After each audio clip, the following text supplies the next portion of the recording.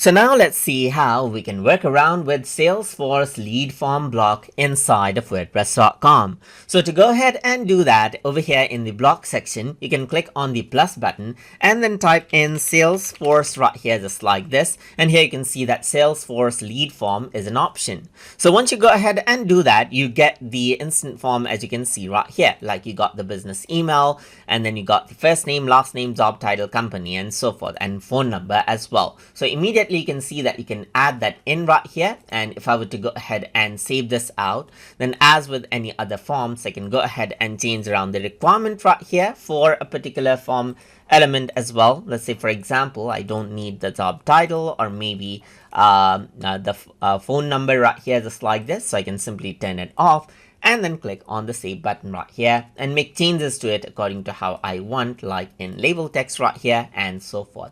So if I were to go ahead and preview this out right here, then you can see that this is a form where I can simply go ahead and choose, let's say, for example, different information right here. So I'm just going to go around and say YouTube right here. You can add in the phone number and submit, and then this is how it'll be recorded. So around over here, if I were to go around onto this particular form, I can view the form responses right here just like this, as you can see. So that is how you can utilize the Salesforce lead form block inside of wordpress.com. So I hope you guys learned something as always.